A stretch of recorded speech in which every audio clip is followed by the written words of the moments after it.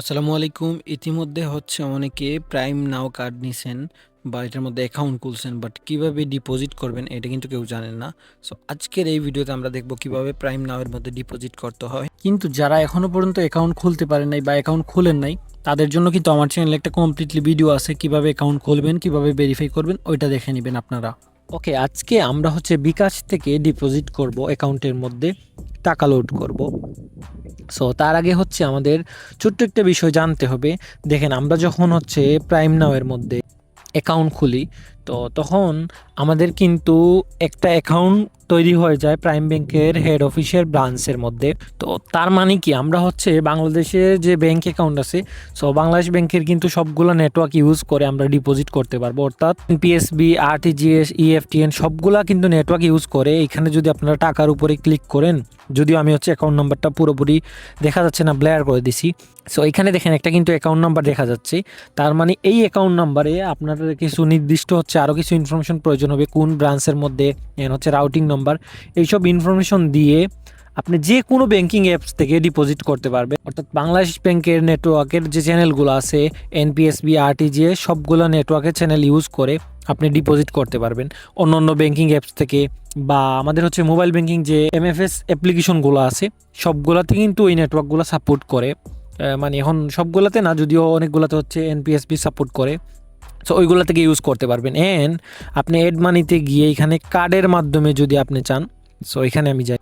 So এখানে কিন্তু কার্ডের মাধ্যমে বাংলাদেশি ব্যাংকের যে কার্ডগুলো আছে, সো কার্ডের মাধ্যমে কিন্তু আপনি টাকা অ্যাড করতে পারবেন। এখানে কিন্তু আমাদের একটা ব্যাংক অ্যাকাউন্ট আছে। এন্ড আপনি যদি সাপোর্টে গিয়ে বলেন আপনাকে রাউটিং নাম্বার সহ কোন ব্রাঞ্চে, এন্ড আপনার কিছু ডিটেল প্রয়োজন হবে সো বাংলাদেশের। এন্ড আপনারা, আমি শিওর না, প্রাইম ব্যাংকের কাউন্টার থেকেও কিন্তু ডিপোজিট করতে পারবেন, যেহেতু আপনার একটা ব্যাংক অ্যাকাউন্ট আছে। সো এই ইনফরমেশনগুলো দিয়ে প্রাইম ব্যাংকের কাউন্টার থেকেও ডিপোজিট করতে পারবেন। এন্ড এখন আমি আপনাদেরকে এই অ্যাকাউন্ট নাম্বারের মাধ্যমে বিকাশ থেকে কিছু ডিপোজিট করে আজকে আপনাদেরকে দেখাবো কিভাবে বিকাশ থেকে ডিপোজিট করতে হয়। তো বিকাশ থেকে আপনাদেরকে ডিপোজিট করতে হলে এই যে আমাদের ব্যালেন্সটা দেখতেছেন, এইখানে ক্লিক করতে হবে। সো এখানে ক্লিক করলে আপনারা একটা অ্যাকাউন্ট নাম্বার পাবেন। ওই নাম্বারটা কিন্তু কপি করে নেবেন। এন আপনাদের নাম, অ্যাকাউন্টের যেটা নাম, যদি দুইটা বিকাশ এন এটার নাম সমান থাকে তাইলে তো ভালো, আলাদা থাকলেও চলবে, সমস্যা নাই। যদি দুইটা এনআইডি কার্ড দুইজনের ব্যবহার করা হয় তাইলেও সমস্যা নেই। আর এখানে চাইলে আপনারা কার্ডের মাধ্যমে কিন্তু সবগুলো ইউজ করতে পারবেন এইখানে। তো আমার এখানে যেহেতু 15 টাকা আছে মাত্র, সো এই টাকার উপরে ক্লিক দিলে বা এই জায়গার মধ্যে ক্লিক দিলে আপনাদের অ্যাকাউন্ট নাম্বার ফুল দেখাবে। সো অ্যাকাউন্ট নাম্বারটা আপনারা যে কোনোভাবে কপি করে নেবেন অথবা লিখে নেবেন অথবা মুখস্থ করে নিতে পারেন। যখন এটা মুখস্থ বা কপি করে নেবেন, দেন সরাসরি বিকাশ অ্যাপ্লিকেশনের মধ্যে চলে যাবেন। তো বিকাশ অ্যাপ্লিকেশনের মধ্যে আপনারা আসার পরে এইখানের মধ্যে দেখবেন যে আপনারা একটু নিচের দিকে গেলে এইখানে দেখেন বিকাশ টু ব্যাংক। সো এই অপশনে আপনারা চলে যাবেন। এসে আপনাদের যে কোনো অ্যামাউন্ট, এখানে কিন্তু অল্প কিছু চার্জ আছে।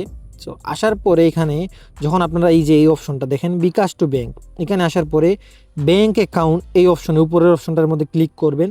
তো আসার পরে এখানে দেখবেন যে প্রাইম ব্যাংক আছে, এইটা প্রাইম ব্যাংক। সো এই প্রাইম ব্যাংকের উপরে আপনারা ক্লিক করবেন। ক্লিক করার পরে এখানে দেখেন আমার অ্যাকাউন্ট, অন্য অ্যাকাউন্ট। সো এটা আপনারা কিভাবে বুঝবেন আমার অ্যাকাউন্ট অন্য অ্যাকাউন্ট? দেখেন, আপনার যদি বিকাশ অ্যাকাউন্টের নাম এন ওই প্রাইম নাওয়ের নাম দুটো যদি সমান হয় তাহলে দিবেন আমার অ্যাকাউন্ট। মানে দুটো এনআইডি কার্ড যদি একই এনআইডি কার্ড দিয়ে খুলে থাকেন দিবেন আমার অ্যাকাউন্ট। আর যদি অন্য বা একটা আব্বু আম্মুর দিয়ে খুলছেন বা অন্য কারো ইউজ করছেন আর বিকাশ অন্যজনের, তাইলে অন্য অ্যাকাউন্ট দিবেন। সো যেহেতু দুইটাই আমার অ্যাকাউন্ট, একই নাম, সো এখানে আমরা টাইপ করে অ্যাকাউন্ট নাম্বারটা দিয়ে দিলাম। সো আমি এটা আগে থেকে কপি করে রাখছিলাম, এটা এখানে পেস্ট করে দিয়ে এগিয়ে জানে ক্লিক করলাম। এখন বলছে যে এখানে অ্যাকাউন্ট হোল্ডার টাইটেল, অর্থাৎ অ্যাকাউন্ট টাইটেল অর্থাৎ হোল্ডারের নাম, অর্থাৎ আপনার অ্যাকাউন্টের যে এনআইডি কার্ডের নাম বা অ্যাকাউন্টের নাম, ওইটা আপনারা টাইপ করে দিন। আমি টাইপ করে দিলাম। সো এটা আমরা লিঙ্ক করব, ওটিপি লাগতে পারে। দেখেন আমার কিন্তু এই প্রাইম ব্যাংকের মধ্যে একটা ওটিপি চলে গেছে আর কি। লিঙ্ক করবো, যেহেতু এটা আমার অ্যাকাউন্ট, পরবর্তীতে লেনদেন করতে যাতে ভালো হয়। সো লিঙ্ক করার জন্য আমার ফোন নাম্বারের মধ্যে ওরা একটা ওটিপি পাঠাইছে। সো আমি একটু ওয়েট করলে দেখবেন যে ওটিপিটা চলে আসবে, ওয়ান টাইম পাসওয়ার্ড চলে আসছে। আমরা এখানে ওটিপিটা বসাই দিব।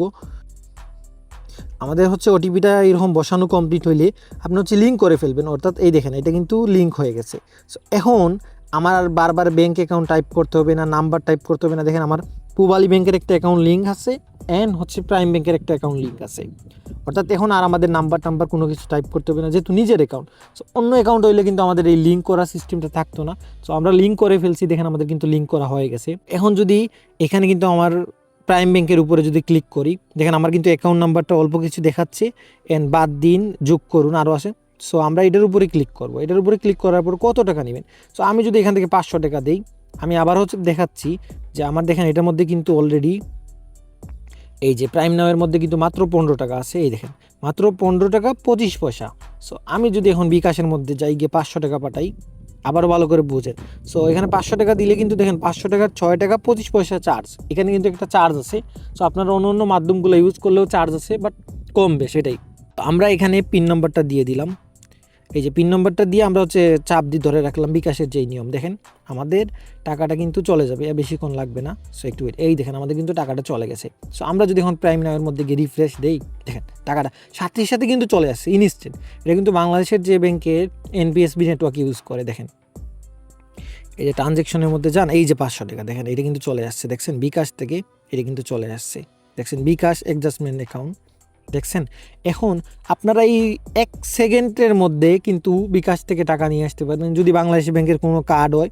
সো কার্ডের মাধ্যমে টাকা নিয়ে আসতে পারবেন, অন্য অন্য মাধ্যমগুলোর মাধ্যমে আপনি কিন্তু নিয়ে আসতে পারবেন। আমি যদি এখানে অন্য অন্য ব্যাংকের অ্যাপ্লিকেশন থেকে কীভাবে নিয়ে আসবেন, আমি যদি হচ্ছে আমার পুবালির অ্যাপ্লিকেশন পাই অ্যাপসের মধ্যে যাই, এখানে এই যে।